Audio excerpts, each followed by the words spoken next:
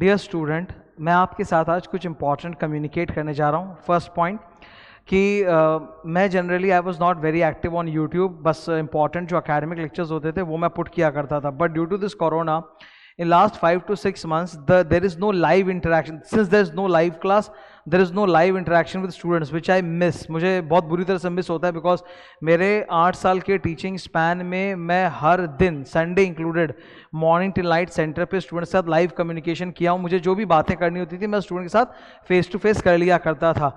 तो अब वो रहा नहीं, तो मेरे पास कम्युनिकेशन टू स्टूडेंट्स का एक इंपॉर्टेंट मीडियम एक ही है, वो है यूट्यूब। तो इसलिए मुझे जो भी इंपॉर्टेंट लगता है, जो स्टूडेंट्स मुझसे हमेशा पूछते थे, अभी भी पूछते हैं, पहले मैं क्लास में बोल देता था, अब मैं वो यूट्यूब में बोल रहा हूँ बिकॉज लाइव क्लासेस तो नहीं है। तो इसीलिए मैं यूट्यूब पे इतना एक्टिव हूँ कि मैं आपके साथ कम्युनिकेट कर सकूँ, वरना यूट्यूब मेरे लिए या किसी भी टीचर के लिए रेवेन्यू का हम लोगों के लिए बड़ा सोर्स नहीं है। आप किसी भी टीचर से पूछोगे YouTube is for communicating with the students, इसके अलावा और कुछ नहीं है।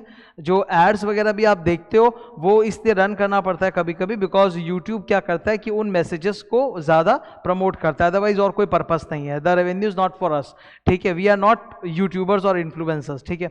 सेकेंड थिंग, 7 नवंबर को जब ये कम्युनिकेशन आया इंस्टीट्यूट का अनाउंसमेंट का कि एक एक्स्ट्रा साइकिल होगा जनवरी फरवरी एग्जाम का, तो by and large most of the people have taken it in a good way कि हाँ ये अच्छा अनाउंसमेंट था। कुछ लोगों को नेगेटिव भी लगा, कुछ लोगों को अच्छा भी लगा। देखो कोई भी अनाउंसमेंट सबके लिए अच्छा कभी नहीं होता because everybody has got a different opinion और सबके अपने अलग सर्कमस्टांसेस भी होते हैं। मैं अगर कंटेनमेंट जोन में रहता हूं तो मेरे लिए बहुत बुरा है, मैं नहीं रहता हूं तो मेरे लिए सब अच्छा है।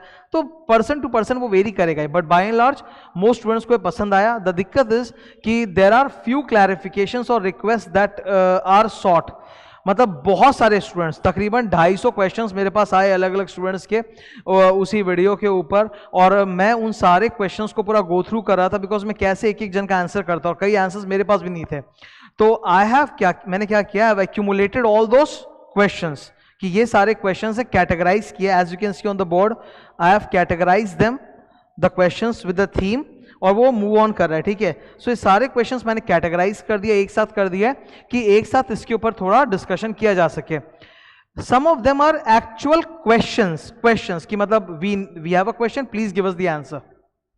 And some of them are you can say question नहीं है, वो रिक्वेस्ट एक तरह से कि अगर आप लोग ऐसा नहीं करें तो प्लीज आप लोगों को करना चाहिए। इंस्टीट्यूट को बोल रहे हैं हम लोग, we are all communicating to the institute and I am telling you, एक बात आप लोग याद रखो, इंस्टीट्यूट की नजरों में चाहे मेंबर हो, मतलब मैं सीए या तुम स्टूडेंट, हम लोग की स्टेटस सेम होती है। इनफैक्ट तुम क्वेश्चन पूछोगे ज्यादा रिस्पॉन्स का चांस है कंपेयर टू मी। मैंने अपनी तरफ से ये क्वेश्चन जो बनाए हैं I have already emailed it to the institute. मेरे पास जैसे कोई रिस्पॉन्स आएगा तो मैं सबसे पहले आप लोगों से शेयर करूंगा, पर ये क्वेश्चंस आप भी इंस्टीट्यूट को भेज सकते हो, ठीक है, आप भी भेज सकते हो।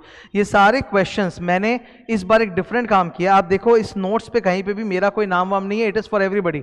तो ये जो क्वेश्चंस है इसका जो वर्ड फाइल है, वर्ड फाइल जो टाइप डॉट मैंने वर्ड फाइल है उसका लिंक मैंने नीचे शेयर किया है वीडियो डिस्क्रिप्शन में, वर्ड फाइल है। आप चाहो तो उस वर्ड फाइल को डाउनलोड कर सकते हो, क्वेश्चंस को चेंज कर सकते हो, क्वेश्चंस अपनी तरफ से आप एक्स्ट्रा ऐड कर सकते हो और आप इंस्टीट्यूट को ईमेल कर सकते हो। तो जिन स्टूडेंट्स का जो भी डाउट है, मेरे ख्याल से 70-80% डाउट्स इसमें कैप्चर हो जाएंगे, पर फिर भी कुछ स्टूडेंट्स का और अलग डाउट है तो वो इसमें ऐड करके इंस्टीट्यूट को ईमेल कर सकते हैं। इसमें कहीं भी मेरा नाम नहीं है, एक जनरल ये है पूरा, ठीक है। ये इंस्टीट्यूट की ईमेल एड्रेस है, जो मुझे पता है मैं वो बता रहा हूँ। और भी आप लोग के पास बढ़िया कोई ईमेल एड्रेस है तो आप लोग मुझे बता देना कि इस पे ईमेल कर दो।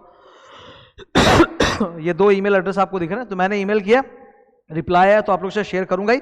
और यही सेम डॉक्यूमेंट, ये देख रहे हो आप, ये 2 पेज का वर्ड फाइल का लिंक मैंने नीचे दिया, आप डाउनलोड करो, आप भी ऐड करके अपनी तरफ से भेज सकते हो। बहुत सारे क्वेश्चंस थे एंड एज आई सेड हर का जवाब तो मेरे पास भी नहीं, मेरे पास भी मुझे भी एक्चुअली लगा कि हाँ ये तो जेन्युइन क्वेश्चंस है।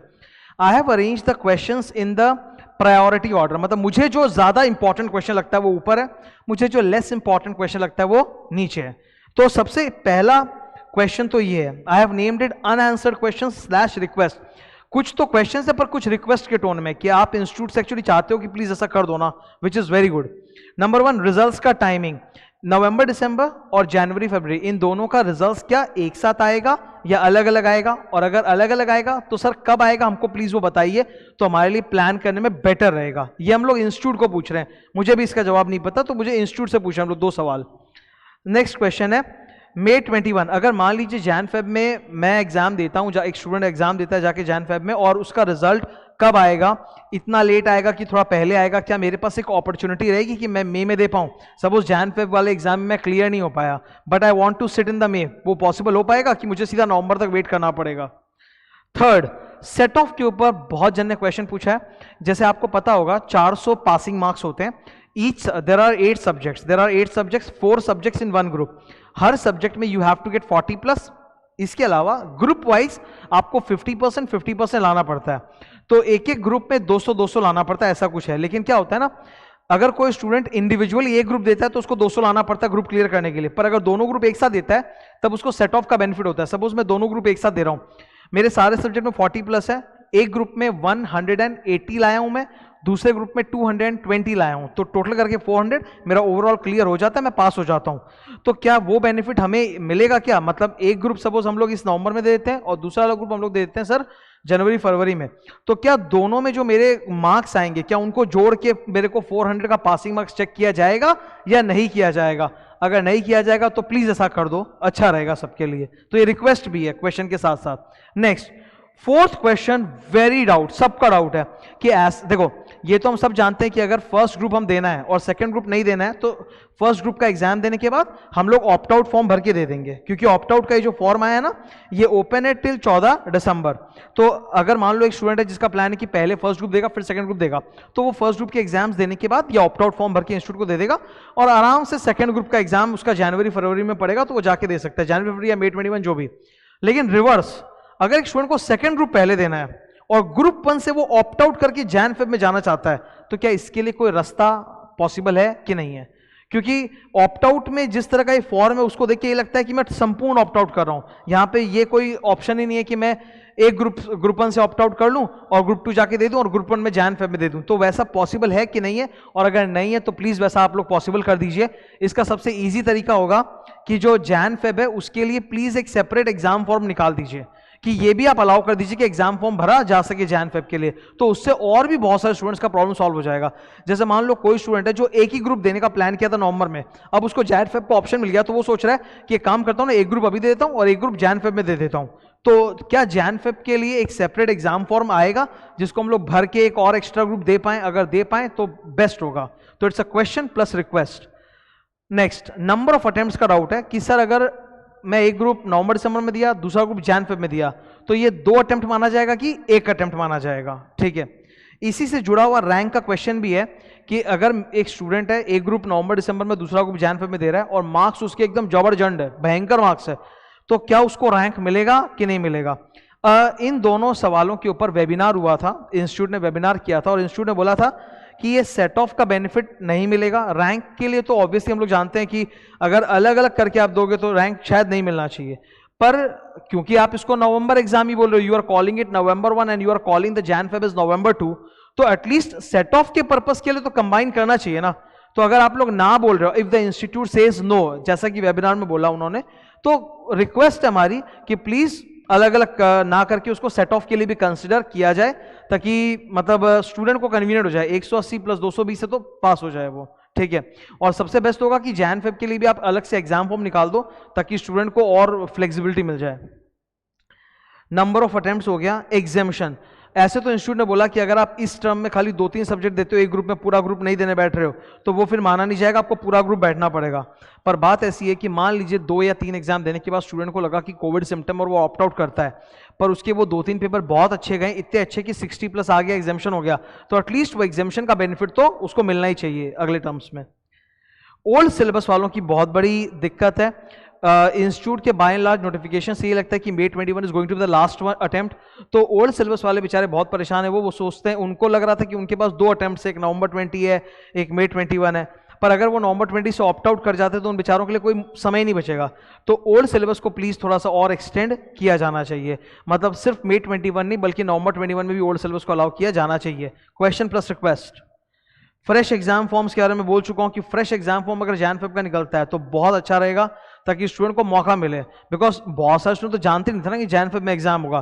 तो अब ये इंस्टीट्यूट अचानक से लेके आई है, तो मेनी स्टूडेंट्स आर देयर जो नवंबर में एग्जाम नहीं देके जैन फेब में देंगे। ये मैं अपना बता रहा हूं आपको फैक्ट, कि अब क्योंकि इंस्टीट्यूट ने जैन फेब ऑप्शन अनाउंस किया है, मेनी स्टूडेंट्स जो अच्छा परफॉर्म करना चाहते हैं, जो रैंक लाना चाहते हैं, जिनकी प्रिपरेशन थोड़ी वीक है, they wanted time of 2 to 2.5 months मोर, सो वो नवंबर सेट के जैन दिसंबर में, ये जैन फेब में देना चाहेंगे। तो अब वहां पर ऐसा भी हो सकता है ना कि स्टूडेंट ने एक ही ग्रुप का फॉर्म भरा था, पर अब वो लगता है कि जैन फेब में देंगे तो दोनों दे सकते हैं, तो जैन फेब में अलग से एक एग्जाम फॉर्म निकालना बहुत ही अच्छा रहेगा। नेक्स्ट इज आर्टिकलशिप के कुछ क्वेश्चंस हैं, ये फाइनल के स्टूडेंट्स के लिए कि आर्टिकलशिप का पीरियड का क्या होगा, बीच में लीव वगैरह मिलेगी कि वो डीम्ड लीव है।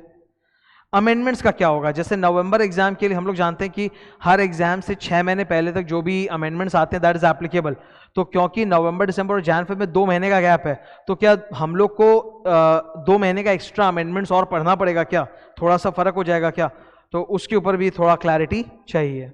दैट्स अ क्वेश्चन, रैंक के लिए मैं बता ही चुका हूँ। So these are the doubts, मुझे इतने डाउट्स जो मैंने अच्छे डाउट्स फिल्टर आउट किए वो ये हैं, देयर वर मेनी डाउट्स, पर मैंने फिल्टर आउट करके थीम बना के प्रॉपर्ली लिखा है। आप ये वर्ड फाइल के फॉर्म में मैं लिंक डाल चुका हूँ, आप डाउनलोड करो, आप अपनी तरफ से और इसमें क्वेश्चंस डाल सकते हो, जो भी आपको समझ में आता है चेंज कर सकते हो, और आप इंस्टीट्यूट को ईमेल कर सकते हो। मैं ईमेल कर चुका हूँ, if I get a response I will definitely communicate to all of you, ठीक है। वैसे इंस्टीट्यूट बहुत सारे वेबिनार्स वगैरह ले रहा है, may be through webinars they will clarify all these doubts, but my suggestion is कि इट विल बी ग्रेट अगर इंस्टीट्यूट अलग से एक FAQ फ्रीक्वेंटली आस्क्ड क्वेश्चंस लेके आ जाए, बिकॉज ऐसे क्वेश्चंस अब तक बहुत सारे काउंसिल मेंबर्स के पास और CA इंस्टीट्यूट के पास, BOS के पास जा चुके होंगे, तो अब उनको प्रॉपर्ली डिस्कस करके इसके ऊपर बेटर होगा कि अपना क्वेश्चंस और क्लैरिटी इशू कर देना चाहिए। और क्वेश्चंस, जैसे कि बहुत सारे क्वेश्चन सिर्फ क्वेश्चन नहीं है, वो रिक्वेस्ट भी है, तो थोड़ा सा कोशिश करें कि उन रिक्वेस्ट को भी केटर कर दे, ताकि और ज़्यादा मतलब बेटर हो सके, स्टूडेंट्स की जितने ज़्यादा प्रॉब्लम्स दूर हो सके उतना बेटर रहेगा इससे, ठीक है। Thank you.